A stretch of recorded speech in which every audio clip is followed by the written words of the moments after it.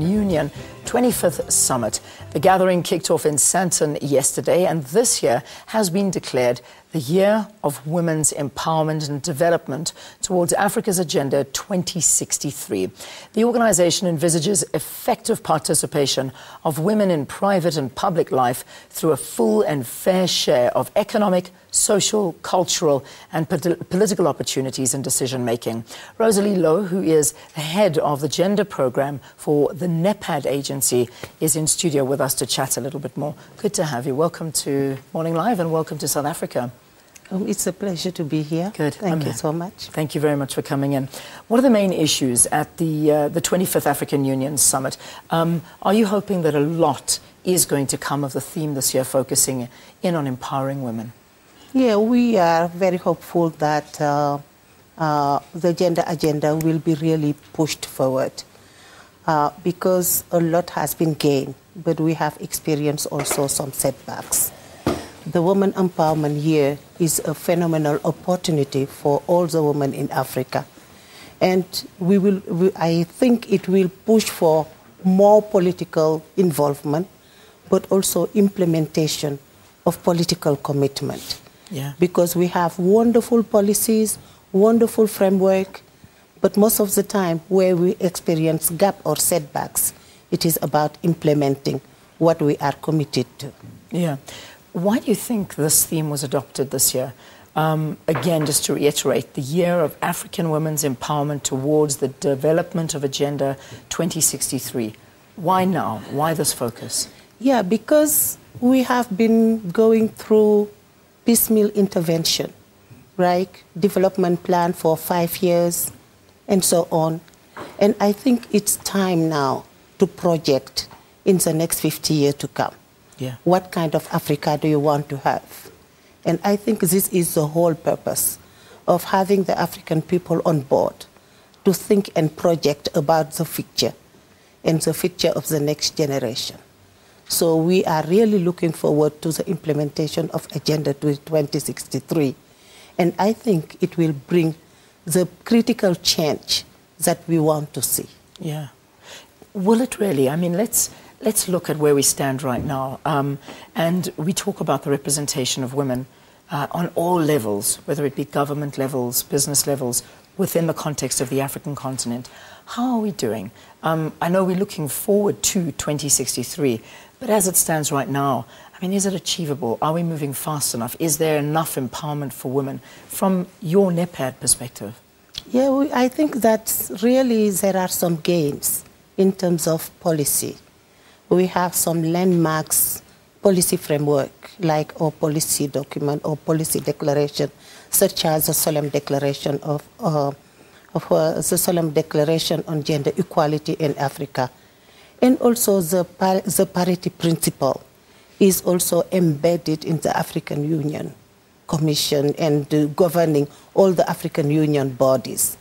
So what I say is we have the policy framework. Most of them are really pertinent, relevant, innovative, but where we still do not see fully fledged implementation of these policies. For example, when we talk about women representation in political sphere or decision making, we see a lot of progress in certain countries, Rwanda, South Africa, and Senegal, so on.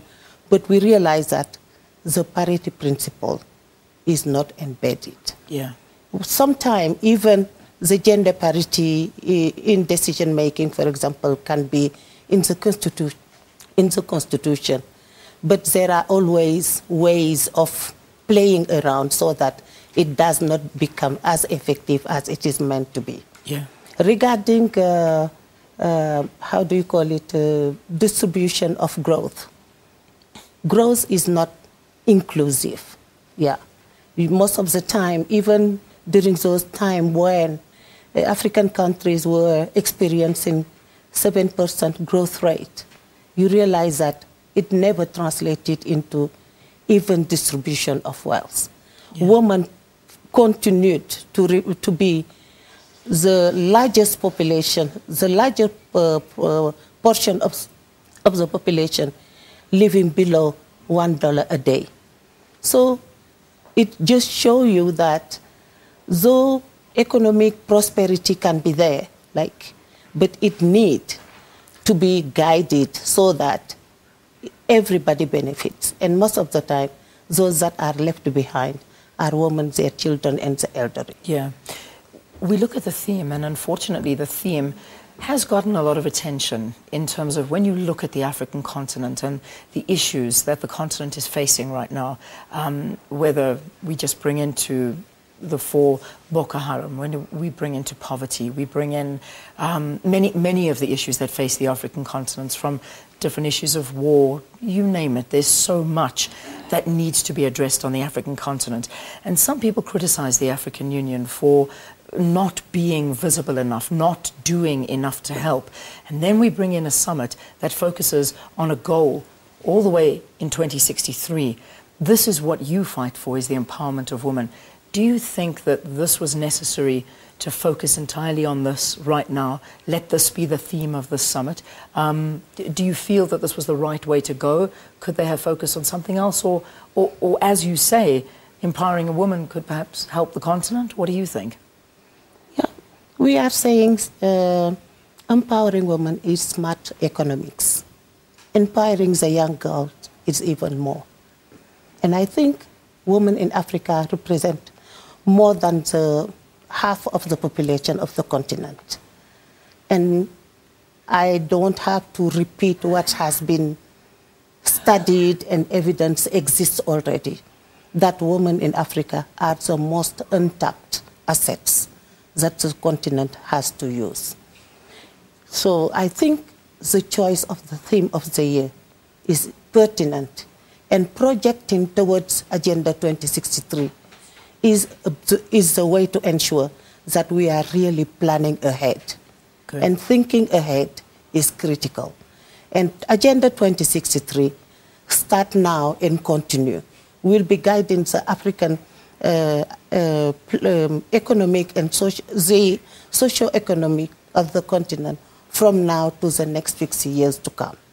Excellent. So for me, it's a wonderful opportunity. Well, there you go. Thank you very much. For anybody who was doubting it, there's an explanation for you and the importance of focusing in on women. Rosalie Lo, who's the head of the gender program for the NEPAD agency, thank you very much for talking to us on this, the African Union's 25th Summit. South Africa playing host. Wednesday is the big start until Friday. And, of course, Friday, we're going to see the one and only Mrs. Graça Machel being given an honor together with the government of Spain and the NEPAD agency to honor her for the work that she's done for women. Let's take a break. We'll see you after this.